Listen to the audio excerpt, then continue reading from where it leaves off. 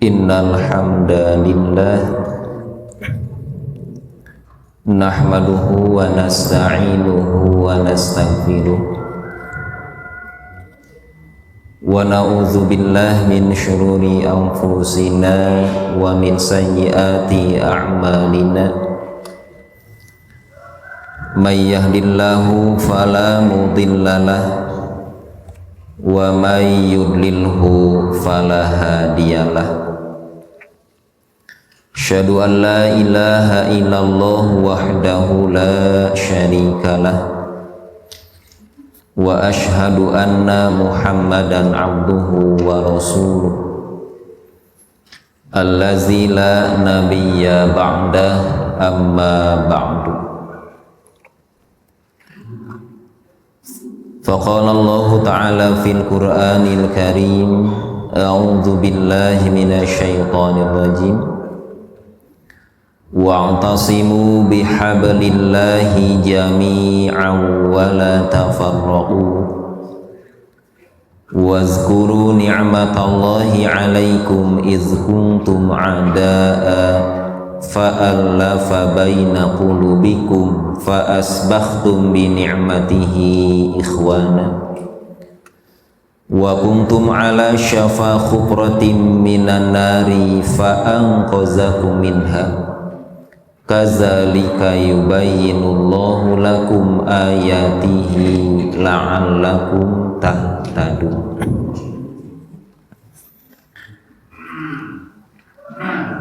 Para hadirin ikhwatu iman jamaah kajian Ahad Subuh Masjid Nurul Ilmi, mudah-mudahan rahmat Allah dan ridhonya senantiasa terlimpahkan kepada kita semua. Siapapun yang hadir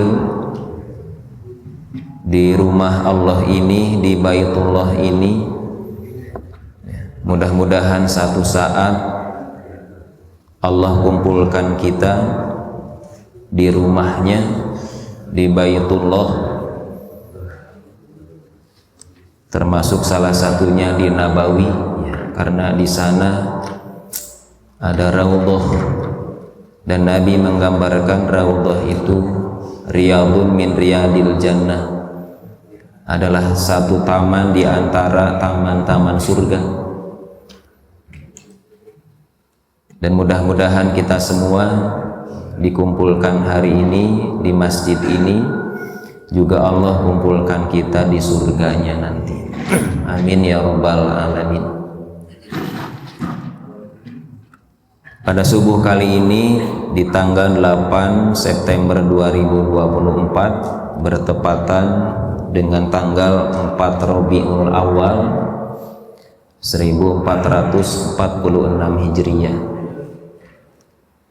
Kita awali hari kita pada hari ini, hari Ahad ini, alhamdulillah, dengan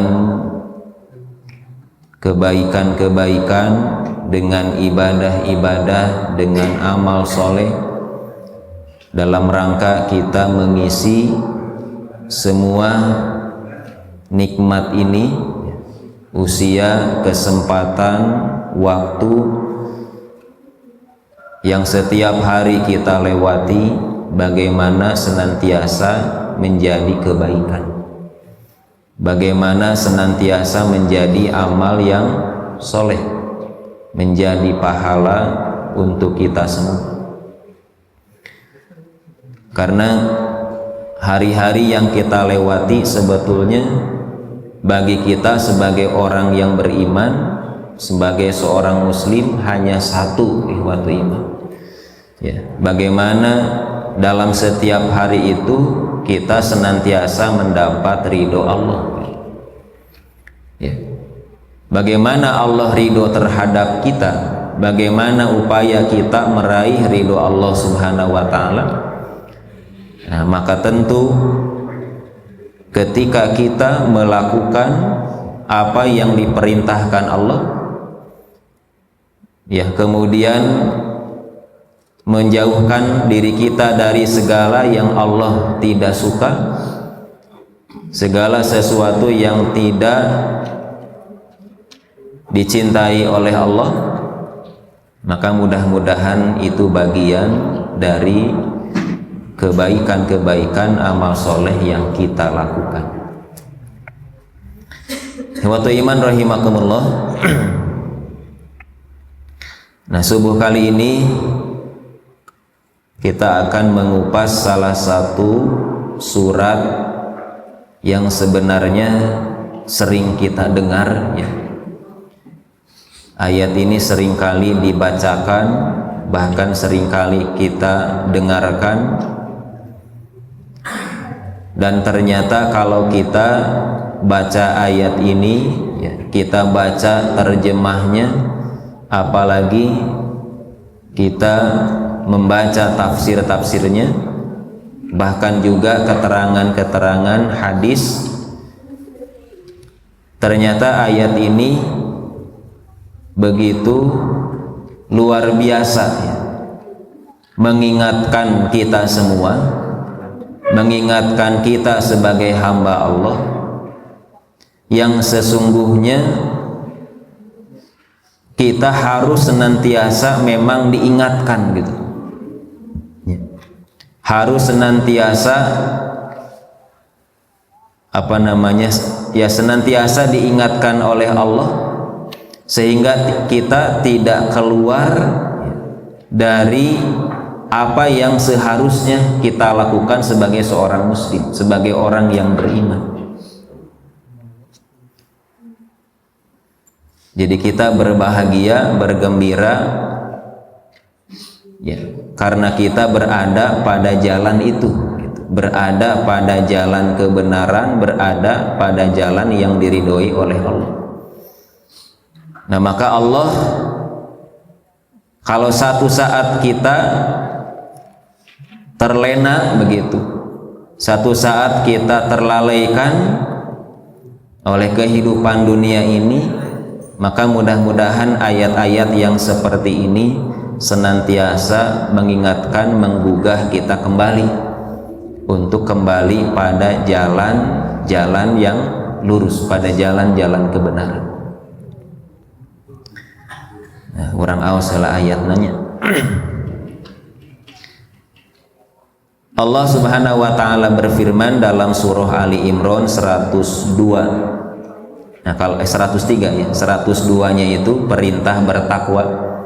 Ya ayyuhallazina amanu taqullaha haqqa tuqatih wa la tamutunna illa wa antum muslimun. Nah, itu ayat 102-nya. Allah berseru kepada orang yang beriman untuk bertakwa kepada Allah dengan sebenar-benarnya takwa, ya, dan jangan meninggal dunia kecuali dalam keadaan berserah diri, dalam keadaan beragama Islam. Nah, lalu Allah melanjutkan di ayat 103-nya, wa'tasimu bihablillahi jami'an wa la tafarraqu, dan berpeganglah kamu semuanya kepada tali Allah, wa la tafarraqu, dan janganlah kamu bercerai-berai. Wazkuru ni'matallahi alaikum iz kuntum a'da'a, dan ingatlah akan nikmat Allah kepadamu ketika kamu dahulu bermusuh-musuhan. Fa'allafa baina qulubikum, lalu Allah mempersatukan hatimu. Jadi bisa dibayangkan ikhwatu iman, kalau di dunia ini tanpa kehadiran agama, gitu, ya, tanpa adanya Islam yang mengatur hidup manusia, maka keadaan manusia selalu ada dalam permusuhan. Maka Allah mengatakan, ingatlah nikmat Allah kepadamu itu yang dahulu kamu di masa jahiliyah, ya, di masa sebelum ada Islam, bermusuh-musuhan, ya. Di Madinah itu ada dua kelompok yang dikenal dengan kaum Khazraj dan Aus dan Khazraj. Mereka di masa jahiliyah ya, sebelum Islam menjadi dua kelompok yang saling bermusuhan sampai dengan dalam tarikh itu 120 tahun 120 tahun terusnya memusuhan gitu, teu pernah akur ya. Peperangan ya, pertempuran, pertikaian, musuh gitunya 120 tahun istiqomah tina papaseaan gitu, dan tidak ada kalah menang. Kenapa sampai lama 120 tahun? Karena antara Aus dan Khazraj dua-duanya punya kekuatan yang sama gitu.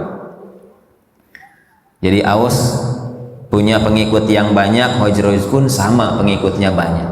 Aus kekuatannya besar, pasukannya kuat, ieu ge sarua pasukannya kuat.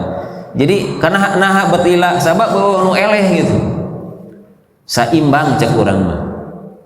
Kan lamun teh saimbang mah pasti kalah salah satu, beres gitunya Pak.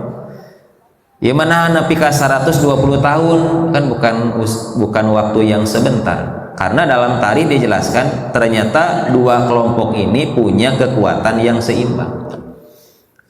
Nanti kalah karena mulai muncul yang disebut kelompok Yahudi. Nah, mulai teu seimbang, kalah salah satu. Nanti, nah dua kelompok ini kemudian setelah kalah dipersatukan, nah gitu. Jadi apa bu? Dipersaudarakan oleh hadirnya Islam. Jadi betapa Islam ini apa namanya mempersatukan, mempersaudarakan sekalipun manusia berada dalam permusuhan ratusan tahun. Ya Aus Khazraj 120 tahun ketika Islam turun, mereka kemudian bersatu, bahkan menjadi kelompok yang bersaudara dengan ikatan persaudaraan yang sangat kuat. Kaum Ansor dengan Muhajirin sama, tidak ada ikatan keluarga, tidak ada ikatan nasab. Ketika dipersaudarakan oleh Nabi, dimuakhotkan ya, dipersaudarakan, ternyata persaudaraannya itu, hubungan kecintaannya jauh lebih besar dari sekadar hubungan keluarga ya. Pan orang Mekah ke Madinah, mereka meninggalkan segala-galanya bu Pak. Walaupun punya kekayaan, datang ke Madinah mah teu nyandak nanaon pan ya. Bari perjalanan yang luar biasa jauh begitu kan, tapi dengan semangat yang luar biasa mereka bisa sampai ke Madinah. Mekah Madinah itu pan kurang kira ngelangkung 600 kilo ya. Naik bus wae nepi ka 6 jam bu Pak, 8 jam. Saya tidak pernah membayangkan kumaha kapungkur Nabi jeung para sahabat hijrah di Mekah ke Madinah nya nganggo bus wae 7-8 jam. Nabi kapungkur nganggo naon? Tuh, beneran nganggo onta atau kuda yang tentu belum ada jalan seperti hari ini. Pada ini matos aya tolnya, jadi wah, raos gitu tah sudah jalannya bagus, bahkan ada yang menggunakan kereta api. Nah sim kuring saja jalan teh ngemutkeun kumaha kapungkur Nabi hijrah di Mekah ke Madinah gitu. Ya. Da kanggo beus wae cangkeul hampir 8-7 jam 600 kilo. Bari kanan kiri teh semua pegunungan, batu, padang pasir. Rest area cuman satu-satunya. Tak kebayang lamun Tonggoro harita gitu lamun ayeuna wae urang nganggo mobil nyalira kumaha tanya, karena sepanjang jalan teu aya nanaon bu, gunung batu we jeung padang pasir. Perjalanan Mekah Madinah kecuali ada satu rest area tidinya tos teu aya deui ka ditu. Tah Nabi mah di Mekah ka Madinah gitu para sahabat eta sapertos kumaha Jadi kebayangnya perjuangan yang tidak mudah, perjuangan yang sangat berat untuk bisa meninggalkan Mekah dengan perjalanan yang sangat lama. Ya, itu bagaimana Allah menggambarkan kecintaan ya para sahabat Nabi terhadap ajaran Islam. Nah, maka dalam ayat ini Allah mengatakan,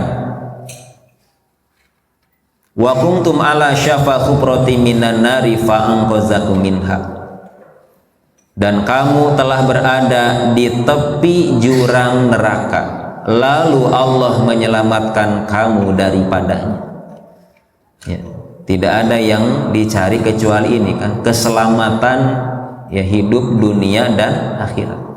Rela meninggalkan segala-galanya, rela melepaskan semuanya, kemudian bersaudara semata-mata ingin selamat dunia dan akhirat. Dan Allah menggambarkan manusia itu sudah berada di tepi jurang neraka, rek tigebrus gitu ya Bu Pak, geus aya dina si anu gitu di pinggir jurang itu. Ti soledad sagede gubrang we ka neraka gitu. Tah urang teh geus kitu lamun digambarkeun ku ayat ieu mah, manusia itu kalau tidak ada agama mereka akan terjerumus ke dalam jurang neraka itu. Nah, iya bahasanya begitu indah. Pa'angkozakum minha, cing Allah teh. Cing inget anjeun teh baheula rek tigebrus kana neraka ya, di masa jahiliyah teh kan begitu. Dengan kehidupan jahiliyah seperti itu, fa'angkozakum minha, oleh Allah kemudian diselamatkan. Ya. Jadi kabayang lamun Mekah dulu ya Allah tidak menurunkan Islam dengan nabinya dalam kehidupan yang seperti itu, permusuhan ya, mabuk-mabukan dan lain sebagainya. Sampai Pak Nabi suka merenung ke Gua Hiro itu karena sudah tidak kuat melihat keburukan umatnya, sok naik ke Gua Hiro kaluhur Pak Nabi itu.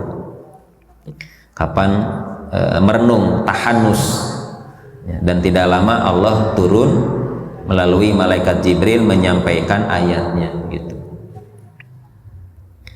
Jadi Allah menggambarkan dalam ayat ini lamun teu aya agama anjeun teh geus tigebrus kana neraka gitu. Pa'angkozakum minha, ku Allah disalametkeun. Ya, maka sebenarnya semua manusia dengan beragama itu ya, agama itulah yang menyelamatkan dirinya. Inilah nikmat terbesar gitu. Kita menikmati ya agama ini karena memberikan keselamatan.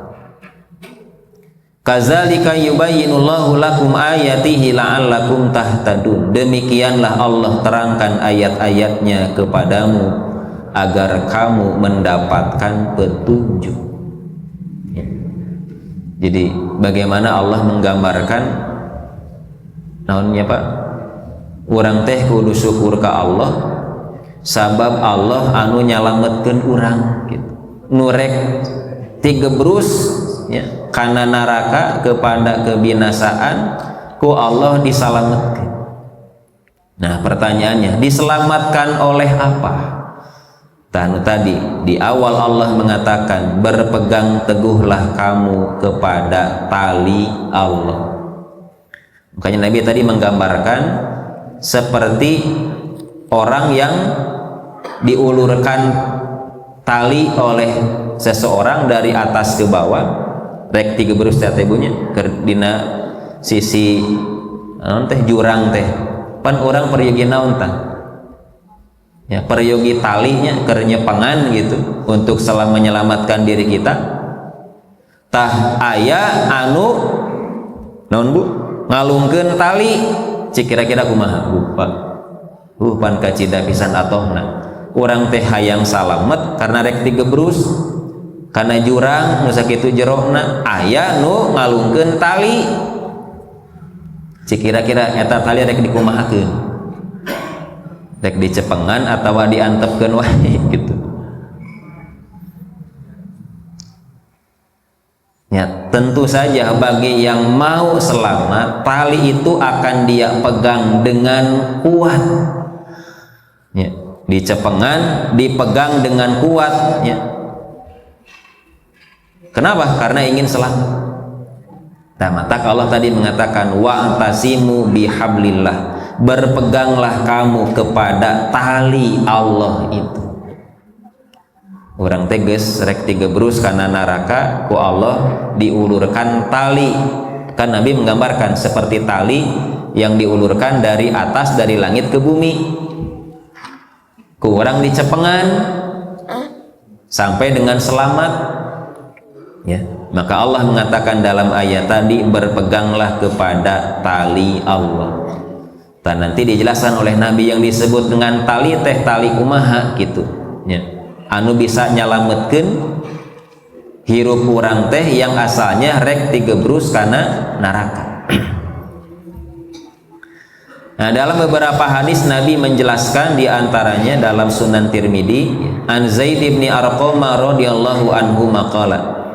Dari Zaid bin Arqam keduanya berkata, qala Rasulullah sallallahu alaihi wasallam, Rasul bersabda, inni tarikun fikum, sesungguhnya aku telah meninggalkan untuk kalian sesuatu, ma in tamassaktum bihi lan tadillu ba'di, yang sekiranya kalian berpegang teguh kepadanya, niscaya kalian tidak akan tersesat sepeninggalku. Jadi Nabi mengatakan, aku meninggalkan untuk kalian, kalau engkau berpegang kepadanya pasti tidak akan pernah sesat. Dalam bahasa ayat tadi mah pasti tidak akan digebrus kepada jurang api neraka. Ahaduhuma a'dhamu minal akhar, salah satu dari keduanya lebih agung dari yang lain. Kitabullah hamlun mamdudun minas sama'i ilal arna. Ini Pak yang digaris bawahin. Kitab Allah itulah tali yang Allah bentangkan dari langit ke bumi. Pak tadi saur Allah dina ayat aku maha urang teh rek hampir digebrus kana jurang ku Allah dibere tali tiluhur teh nepi ka urang nyepengan kana eta tali salamet we teu digebrus. Naon ari tali eta teh? Nabi mengatakan kitabullah. Naon kitab Allah teh Bu? Al-Qur'an. Digambarkan sebagaimana seutas tali yang membentang dari langit ke bumi. Jadi salamet teh ku nyepengan kana tali eta. Tahablullah itulah yang disebut dengan Al-Qur'an. Jadi siapa saja yang beriman kepada kitab Allah itu, ya, berpegang teguh kepada kitab Allah itu, sama artinya dia dengan berpegang kepada tali Allah itu. Lamun orang ayeuna hayang salamet teu digebrus kana jurang, ya, tidak masuk ke jurang itu cepengan eta tali. Sama ya seperti orang yang ingin selamat dunia dan akhiratnya, maka peganglah Al-Qur'an itu. Maka tadi kata Allah wa'tasimu bihablillahi jami'a, berpeganglah kamu kepada tali Allah, agama Allah, Al-Qur'an. Dua, di hadis Ibnu Abu Syaibah an Abi Syuraihin al-Khuzai qala, dari Abu Syuraih al-Khuzai berkata, kharaja alaina Rasulullah sallallahu alaihi wasallam faqala, Rasul menemui kami kemudian beliau bersabda, absyiru absyiru alaisa tashhaduna alla ilaha illallah wa anni rasulullah, gembirakanlah oleh kalian, kata Nabi, gembirakanlah oleh kalian, bukankah kalian bersaksi bahwa tidak ada Tuhan selain Allah dan bahwasanya aku adalah utusan Allah? Ya, ini dengan turunnya Islamnya. Qalu, mereka berkata, ya, na'am, benar. Qala, Nabi berkata, fa inna hadzal qur'ana sababun, maka sesungguhnya Al-Quran ini adalah seperti seutas tali. Tarfuhu biyadillah wa tarfuhu biaidikum, ujungnya ada pada tangan Allah dan ujungnya lagi pada tangan kalian. Jadi Quran teh digambarkan ku Nabi seperti seutas tali. Pan ari tali pasti aya tungtungna nya. Satu ujung tali itu ada di tangan Allah, satu ujungnya lagi aya di tangan manusia. Eta ge nu mau memegangnya gitu. Fatamassaku bihi, maka satu ujung yang ada di bumi itu peganglah, kata Nabi, berpegang teguhlah kepadanya. Fa innakum lan tadillu wa lan tahliku ba'dahu, karena sesungguhnya kalian tidak akan tersesat dan tidak akan celaka setelahnya. Ya, karena nanti disebutkan bahwa setelah itu kemudian muncullah fitnah-fitnah, ya, yang kemudian setelah turun Islam itu, ya, dengan hidayah Islam ini kemudian Islam terpecah belah, nah, gitu Pak. Sampai Nabi mengatakan ada yang 72 golongan, ada yang 73 golongan. Nabi mengatakan semuanya akan masuk neraka dan hanya satu yang akan selamat. Eta bukan golongan kita dengan non muslim. Eta teh semua golongan Islam. Maka tadi apa perintah Allah? Berpeganglah pada Al-Quran dan jami'an seluruhnya. Wala tafarruqu, jangan bercerai-berai. Ulah papisah, kudu ngahiji bersatu, ya, supaya kuat gitu. Sebab nanti akan banyak bermunculan fitnah yang kemudian merusak agama kalian, katanya. Nanti ada hadisnya balik. 3. Dari Abu Wa'il dia berkata, qala Abdullah berkata, inna hadas sirat muhtadarun tahduruhu syayatin, sesungguhnya jalan ini dipenuhi dengan setan-setan yang selalu datang, ya, yunaduna, sambil berseru. Nah, di sini perlunya apa, Bu? Keistiqomahan, Pak, kesabaran. Karena ternyata ketika kita berada di jalan yang lurus tadi, sudah berpegang kepada Quran itu, kepada tali agama Allah itu, selalu ada, ya, setan yang hadir dan memanggil-manggil. Di hadis Anas Nabi menggambarkan ada jalan, itu disebut jalan yang lurus teh. Nah, kanan kirinya itu selalu ada setan yang terus memanggil kita. Ya, kadieu kemudian cek orang mah, hayu kadieu kaditu, cek setan. Nah, itu gambaran dari bujukan-bujukan setan, godaan-godaan setan. Artinya ketika kita beragama pun, ya, tentu akan selalu ada godaan-godaan penyimpangan dalam agama kita itu. Diajak kaditu, diajak kadieu, diajak kelompok itu, diajak kelompok itu. Akhirnya karena meninggalkan Quran, Sunnah, terjebak pada kelompok yang sesat, ya, pada ajaran yang sesat.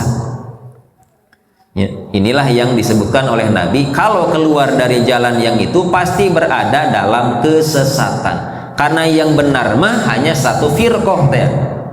Yang benar itu dari 72-73 itu hanya satu golongan, kata Nabi. Yang sisanya semuanya sesat. Makanya jangan keluar dari jalan yang lurus tadi. Sok sanaos diajak kaditu kadieu ulah kersa gitu, Pak. Walaupun menjanjikan gitu, walaupun menarik, ya. Sebab kalau keluar dari jalan tadi akan sesat.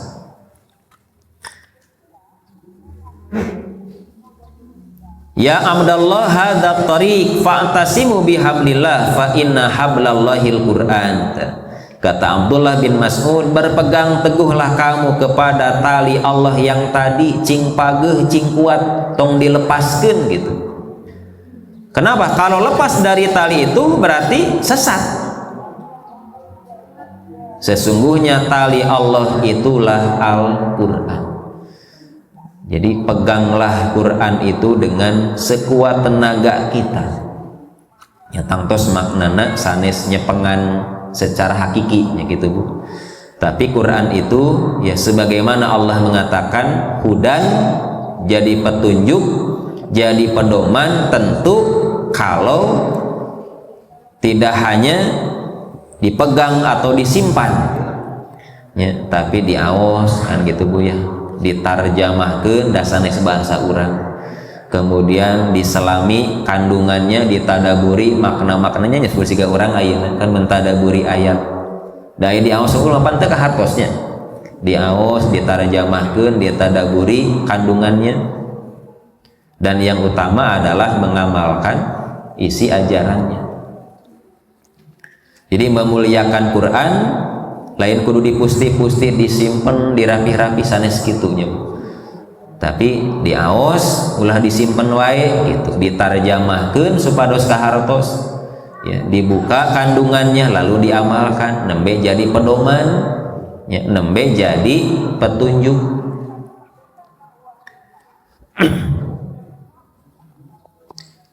Nah, terus dina al-adabul mufrad ya, kata Abu Hurairah Rasul pernah bersabda, Bu, ada 3 perkara yang Allah ridho, sebaliknya ada 3 perkara dari kita yang Allah tidak ridho. Innallaha yardolakum salasan, Allah ridho untuk kalian 3 perkara. Wa yaskhatu lakum salasan, dan membenci dari kalian 3 perkara. Ayat 3 perkara yang Allah ridho kita lakukan, tapi ingat ada juga 3 perkara yang Allah tidak suka jika dilakukan, tidak ridho. Yardha lakum, Allah ridho kepada kalian ya. Nabi mengatakan anta'buduhu wa la tusyriku bihi syai'a, agar kalian beribadah kepadanya dan tidak menyekutukannya dengan sesuatu apapun. Ini kahiji ya. Allah ridho apabila manusia beribadah hanya kepada Allah dan tidak menyekutukannya, tauhid. Wa anta tasimu bihablillahi jami'a, yang kedua agar kalian seluruhnya berpegang teguh kepada tali agama Allah ya, betul-betul apa Bu, berpegang kepada kitab Allah. Wa anta nasohu man walahu lahu amrokum, dan ketiga, ketika kalian saling memberi nasihat kepada orang-orang yang mengurusi urusan kalian, yaitu ulil amri, penguasa kaum muslimin. Makanya hadirnya para ulama itu salah satunya yang menjadi pengingat ya, pemberi nasihat kepada para umaro. Makanya akan berkah kalau ulama dan umaronya bersatu ya, yang salah satunya saling memberikan nasihat gitu. Jadi lamun salah jangan dibiarkan, maka harus diingatkan gitu. Itu yang 3 perkara yang Allah ridho. Kemudian 3 perkara yang Allah tidak suka ya, wa yakrahu lakum, dan Allah benci untuk kalian. Yang pertama qila wa qala. Qila wa qala teh qila teh ditanyakan ya, wa qala berkata, jadi banyak perkataan tanpa dasar sumbernya gitu. Qila wa qala teh cenah gitu. Itu bahasa orang Arab gitu. Jadi qila wa qala teh cek urang mah perkataan-perkataan yang tidak berdasar, tidak bersumber. Wa kasratus su'al, oh iya Kak, gentos hartos nanya, banyak pertanyaan. Eta kedana nomor 2. Wa kasratus su'al, banyak pertanyaan. Sanes teh kayang naros ngan loba nanya teh lain rek diamalkeun gitu. Tapi justru bagaimana menghindar dari perintah itu, sehingga orang Yahudi baheula ititah mencit naon Bu, sapi pan loba nanya nu kumaha sapina teh ya, nu warnana kumaha, umurna sabaraha, jalu bikang jeung saterusna, loba nanya teh lain rek diamalkeun ya, supaya bisa terhindar dari perintah itu Ya, itu maksudnya banyak bertanya. Wa idha'atal mal, dan menyia-nyiakan harta. Ya, tentu bukan pada perkara-perkara yang baik. Ya, ini perkara-perkara yang tidak disukai Allah atau dibenci oleh Allah Subhanahu wa taala. Teras, wa kuntum ala syafa hufrati minan nari fa anqazakum minha, wa ma'nahu wa kuntum fil jahiliyah ala halakin bisyirki man mata fil jahiliyah kana finnar fa anqazakum minha ba'da ma kuntum ala harfin minan nar. Dan kamu telah berada di tepi jurang neraka, maknanya adalah kalian berada dalam kejahiliahan atas kebinasaan dengan perbuatan syirik. Siapa yang mati dalam kejahiliahan maka ia masuk neraka, lalu Allah menyelamatkan kamu daripadanya setelah kamu berada di tepi jurang neraka itu. Cik Bu Arin disalametkeun biasana bunga atau wasabalikna pan atohnya disalametkeun teh. Maka sebenarnya setiap manusia berbahagia ketika diselamatkan nganu tadi teh. Karena pada perjalanannya kemudian setan selalu memanggil-manggil mereka, akhirnya keluar dari jalan kebenaran itu. Kemudian dalam tafsir Ibnu Katsir ada penjelasan lagi. Dan kamu berada di tepi jurang neraka, Allah menyelamatkan kamu daripadanya sampai akhir ayat. Wa hadza siyaqu fi sya'nil Ausi wal Khazraj. Konteks ayat ini berkenaan dengan kaum Aus dan Khazraj. Bainahu kanat bainahum khurubun katsirah fil jahiliyah. Sebab pada masa jahiliyah dulu di antara mereka terjadi banyak peperangan. Wa adawatun syadidatun wadh-dhaghain. Permusuhan yang sangat keras, rasa dengki dan dendam. Papaseaan teh gitu Bu, geus eueuh ieuna ieu mah nya nepi ka bertahan begitu lamanya. Wa ihanun wa duhulu tola bisababiha qitaluhum wal waqa'i'u bainahum, yang karenanya terjadi peperangan dan pembunuhan di antara mereka. Ya. Teka gambar kurang masa seperti bagaimana punya 120 tahun lebih papaseaan gitu.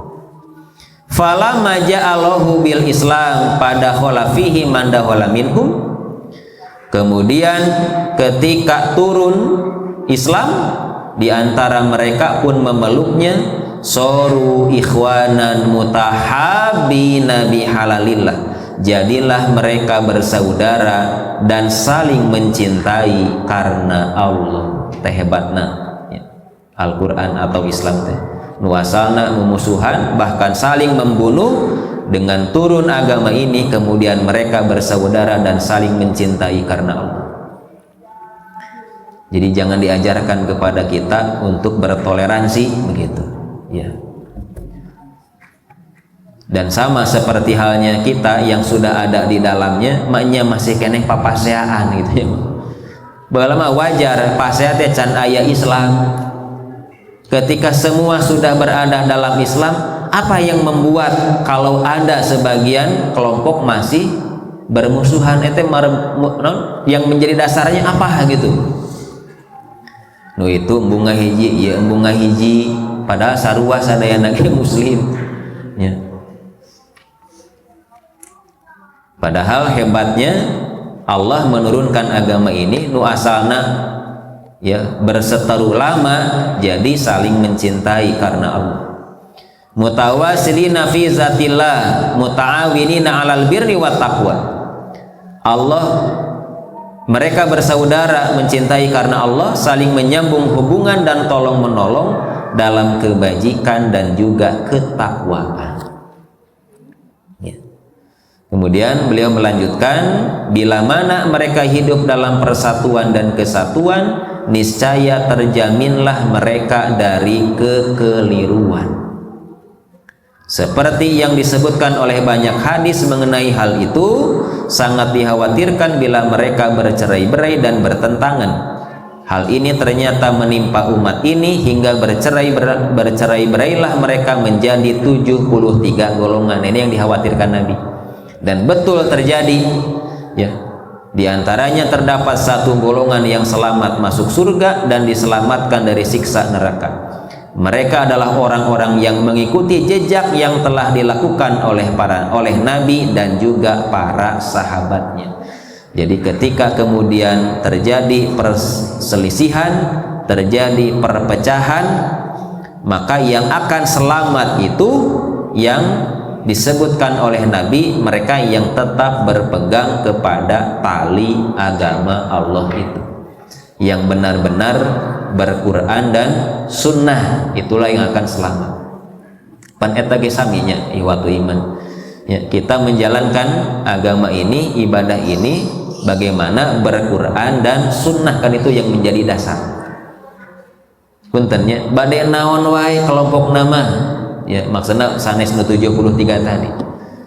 Bade di Persis, bade di Muhammadiyah, bade di NU, bade di Al Irsyad, mangga eta mah. Yang penting Quran, sunnah eta kan nu jadi tujuan, yang jadi dasarnya. Kan eta mah hanya sekadar nama gitu. Nu penting nama Quran dan sunnah, karena itu yang menjadi sumber dasar dalam agama kita. Quran sunnah, itu Quran sunnah sami naon bedana tuh. Maka kalau kita masih puntennya ada sentimen nepi ka permusuhan karena beda golongan, apan baheula mah nu iman jeung nu teu iman dihijikeun gitu. Jadi bersaudara mah nya nu geus iman teu akur keneh gitu.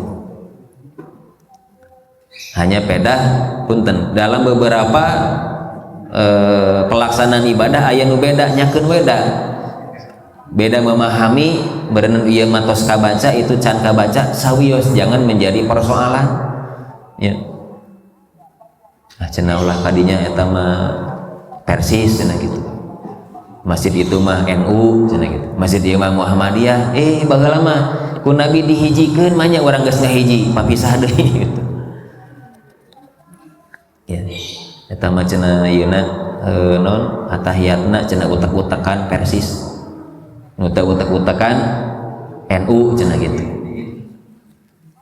Padahal mah Pak nya sim kuring meninggal gitu di ditu di Haram di Madinah, da teu sadayana utek-utekan, teu sadayana henteu pacampur nu utek-utekan aya seueur, nu henteu oge seueur.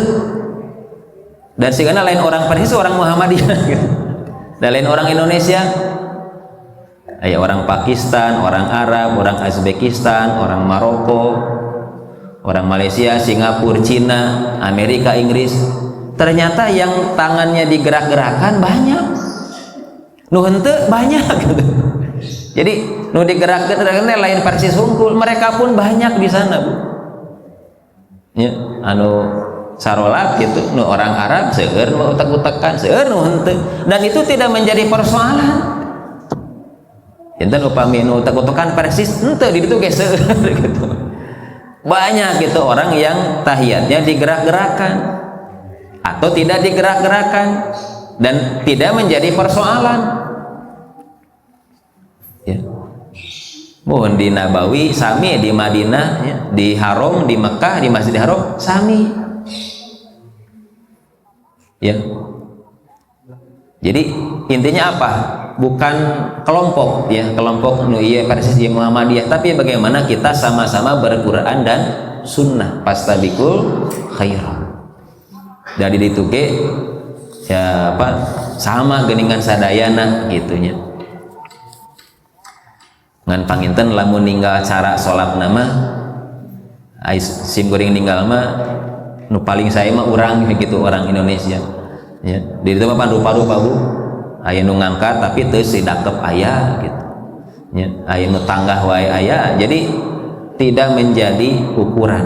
Maka yang menjadi ukuran kembali kepada Quran dan sunnah. Ulah kieu di Arab oge da teu digerak-gerakkeun geuning gitu, di Arab oge digerak-gerakkeun geuning, nah itu tidak menjadi ukuran ya, tidak menjadi apa petunjuk. Mana petunjuk mah iya Quran dan sunnah.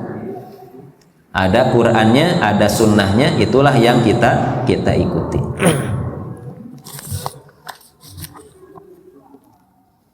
Nah, maka di antara kelompok-kelompok itulah ya, Nabi mengatakan dalam beberapa hadisnya ada satu yang akan selamat, itu yang disebut dengan al-jamaah.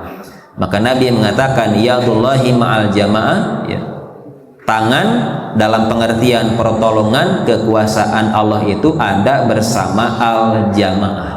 Al-jamaah itulah yang pasti akan selamat di antara berbagai macam kelompok, aliran, sekte yang berkembang dan memecah belah persatuan umat.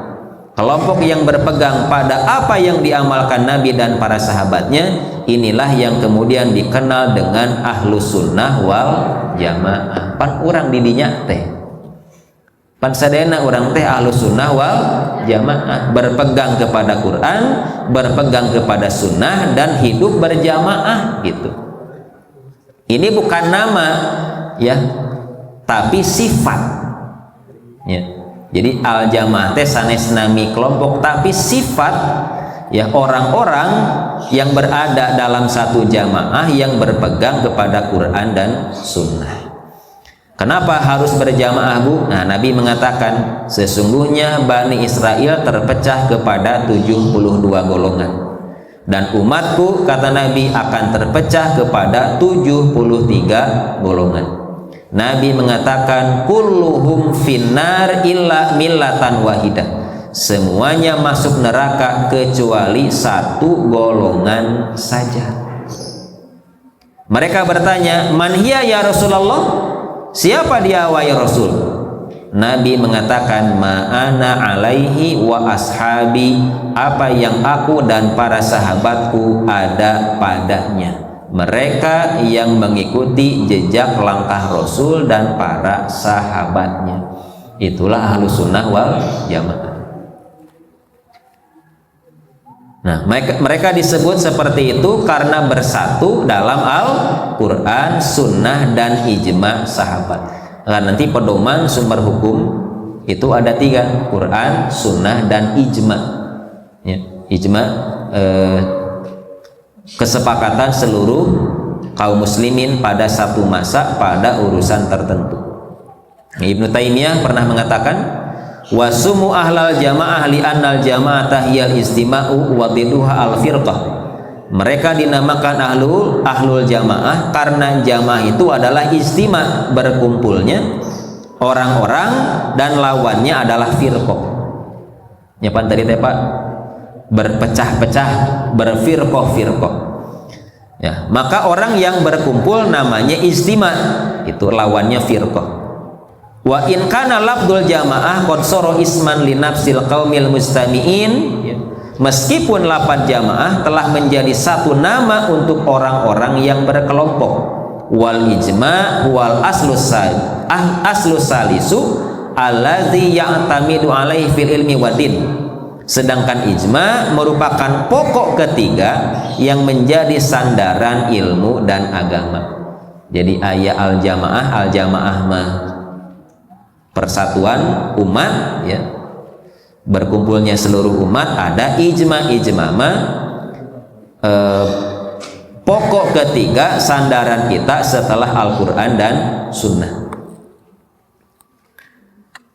Dan mereka mengukur semua perkataan dan perbuatan manusia yang zahir maupun yang batin yang ada hubungannya dengan agama dengan ketiga pokok ini, Quran, sunnah, dan ijma. Dan ijma yang dipegang oleh salafus shalih karena setelah mereka semakin banyak ikhtilaf dan tersebarnya umat. Janten pada perkembangan berikutnya, sekalipun Allah tadi mengatakan berpegang kepada Al-Quran, kemudian sunnah, ada sumber ketiga yaitu ijma. Ijma juga menjadi sumber dasar ya, pedoman, petunjuk dalam perjalanan kita sebagai umat Islam gitu. Kayak ini disebut Quran, sunnah, ijma, dan kias. Karena ada beberapa hukum yang tidak ada sumber nanti dikiaskan, dan itu menjadi satu juga pedoman atau petunjuk bagi kita dalam beragama. Nah, waktu iman rahimakumullah ya.